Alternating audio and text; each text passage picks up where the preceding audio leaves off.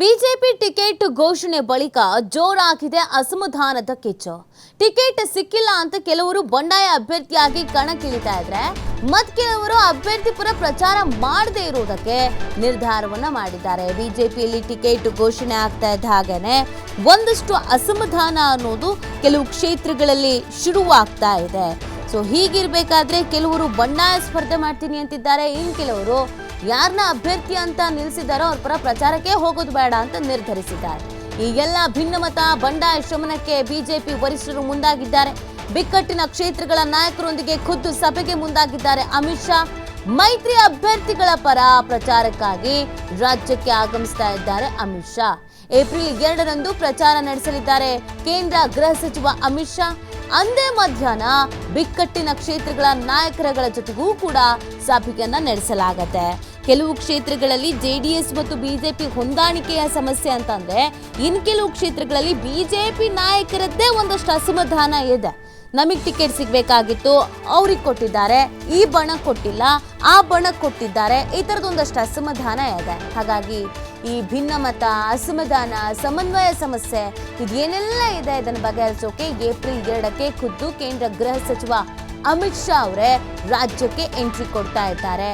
ಅವರೇ ಇಲ್ಲಿ ಮೈತ್ರಿ ಅಭ್ಯರ್ಥಿಗಳ ಪರವಾಗಿ ಪ್ರಚಾರವನ್ನ ಮಾಡ್ತಾ ಇದ್ದಾರೆ. ಅದರ ಜೊತೆಗೆ ಯಾವ ಕ್ಷೇತ್ರದಲ್ಲಿ ಅಸಮಾಧಾನ ಇದೆ, ಭಿನ್ನಾಭಿಪ್ರಾಯ ಇದೆ, ಆ ಕ್ಷೇತ್ರಗಳ ನಾಯಕರ ಜೊತೆಗೆ ಖುದ್ದು ಮಾತನಾಡುವಂತಹ ಸಾಧ್ಯತೆ ಇದೆ. ಅದೊಂದು ಲೆಕ್ಕಾಚಾರವನ್ನ ಹಾಕಿಕೊಳ್ಳಲಾಗಿದೆ. ಸೊ ಈಗ ಬಂಡಾಯ ಎದ್ದಿರುವಂತಹ ಕ್ಷೇತ್ರಗಳು ಅಂತ ಬಂದಾಗ ಪ್ರಮುಖವಾಗಿ ಶಿವಮೊಗ್ಗ ನೆನಪಾಗುತ್ತೆ. ಹಾಗಿದ್ರೆ ಶಿವಮೊಗ್ಗದಲ್ಲಿ ಅಮಿತ್ ಶಾ ಯಾವ ತರದ ಪ್ರಚಾರ ಕಾರ್ಯವನ್ನ ನಡೆಸ್ತಾರೆ? ಈಶ್ವರಪ್ಪನವ್ರ ಮನೆಗೇನಾದ್ರು ದಿಢೀರಂತ ಭೇಟಿ ಕೊಟ್ಬಿಡ್ತಾರಾ? ಮಾತುಕತೆ ಏನಾದ್ರು ನಡೆಸ್ಬಿಡ್ತಾರಾ?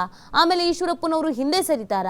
ಅಥವಾ ಆ ನೆಲಕ್ಕೆ ಹೋಗಿ ನಿಂತು ಈಶ್ವರಪ್ಪನವರ ವಿರುದ್ಧವಾಗಿ ವಾಗ್ದಾಳಿ ಮಾಡ್ತಾರಾ? ಇದು ತುಂಬಾ ಪ್ರಮುಖವಾಗಿ ಕಾಡುವಂತ ಪ್ರಶ್ನೆ. ಹಾಗೇನೆ ಕರಡಿ ಸಂಗಣ್ಣ ಅವ್ರಿಗೂ ಒಂದಷ್ಟು ಅಸಮಾಧಾನ ಅನ್ನೋದು ಇದೆ. ಹೀಗೆ ಕೆಲವೊಂದಷ್ಟು ಕ್ಷೇತ್ರಗಳಲ್ಲಿ ಪ್ರಮುಖವಾದಂಥ ವರಿಷ್ಠರಿಗೆ ಅಸಮಾಧಾನ ಇದೆ. ಹಾಗಾಗಿ ಆ ಅಸಮಾಧಾನವನ್ನು ಶಮನ ಮಾಡಬೇಕು ಅಂತಂದ್ರೆ ಹೈಕಮಾಂಡ್ ಮಟ್ಟದ ನಾಯಕರುಗಳೇ ಬರಬೇಕಾಗತ್ತೆ. ಹಾಗಾಗಿಯೇ ಅಮಿತ್ ಶಾ ಅವರ ಎಂಟ್ರಿ ರಾಜ್ಯಕ್ಕೆ ಆಗ್ತಾ ಇರುವಂಥದ್ದು. ಈ ಸಂದರ್ಭದಲ್ಲಿ ಎಷ್ಟು ಜನರ ಮನವೊಲಿಕೆ ಮಾಡೋದ್ರಲ್ಲಿ ಅಮಿತ್ ಶಾ ಸಕ್ಸಸ್ ಆಗ್ತಾರೆ ಅನ್ನುವಂಥದ್ದು ಪ್ರಮುಖ ವಿಚಾರ. ಯಾಕಂದ್ರೆ ಅಮಿತ್ ಶಾ ಅವರನ್ನ ಚುನಾವಣಾ ಚಾಣಕ್ಯ ಅಂತ ಕರೀತಾರೆ, ಸ್ಟ್ರಾಟಜಿಗಳನ್ನ ಮಾಡ್ತಾರೆ ಅಂತ ಅವ್ರಿಗೊಂದು ಬಿರುದಿದೆ. ಹೀಗಿರ್ಬೇಕಾದ್ರೆ ಅವರ ಎಂಟ್ರಿ ಆದಾಗ ಒಂದಷ್ಟು ಅಸಮಾಧಾನಗಳು ಸರಿ ಹೋಗುವಂತ ಸಾಧ್ಯತೆ ಇದೆ. ಪಕ್ಷಕ್ಕೆ ಅದು ಆನೆ ಬಲ ಬಂದಂತಾಗುವಂತ ಸಾಧ್ಯತೆ ಇದೆ ಅನ್ನುವಂಥ ನಿರೀಕ್ಷೆಯನ್ನ ಬಿಜೆಪಿ ಕಾರ್ಯಕರ್ತರು ಇಟ್ಕೊಂಡಿದ್ದಾರೆ. ಈ ಬಗ್ಗೆ ಮತ್ತಷ್ಟು ಮಾಹಿತಿಯನ್ನು ನೀಡ್ತಾರೆ ನಮ್ಮ ಪ್ರತಿನಿಧಿ ರಾಕೇಶ್. ಕೇಂದ್ರ ಗೃಹ ಸಚಿವ ಅಮಿತ್ ಶಾ ಅವರು ಏಪ್ರಿಲ್ 2ಕ್ಕೆ ರಾಜ್ಯಕ್ಕೆ ಎಂಟ್ರಿ ಆಗ್ತಾ ಇದ್ದಾರೆ. ಈ ಸಂದರ್ಭದಲ್ಲಿ ಪ್ರಮುಖವಾಗಿ ಅಸಮಾಧಾನಿತರಿರುವಂಥ ಕ್ಷೇತ್ರಗಳಿಗೆ ಭೇಟಿ ಕೊಡುವಂಥ ಸಾಧ್ಯತೆ ಮತ್ತು ಅವ್ರ ಜೊತೆಗೆ ಮಾತುಕತೆ ನಡೆಸುವಂಥದ್ದು ಅಥವಾ ಸಂಧಾನ ಮಾಡುವಂಥದ್ದು, ಭಿನ್ನಾಭಿಪ್ರಾಯ ಶಮನ ಮಾಡುವಂಥ ಸಾಧ್ಯತೆ ಎಷ್ಟರ ಮಟ್ಟಿಗಿದೆ ಅಂತ? ನೀತಿ ಬಿಜೆಪಿ ಬಂಡಾಯವನ್ನು ಶಮನ ಮಾಡುವುದಕ್ಕೋಸ್ಕರ ರಾಜ್ಯ ನಾಯಕರು ಇಲ್ಲಿಲ್ಲದ ಶ್ರಮವನ್ನು ಪಡೆದಿದ್ದಾರೆ. ಇದರ ಜೊತೆಗೆ ಈಗ ಆ ಬಂಡಾಯ ಶಮನಕ್ಕೆ ರಾಜ್ಯ ನಾಯಕರುಗಳ ಜೊತೆಗೆ ರಾಷ್ಟ್ರೀಯ ನಾಯಕರು ಕೈ ಜೋಡಿಸುತ್ತಿದ್ದಾರೆ.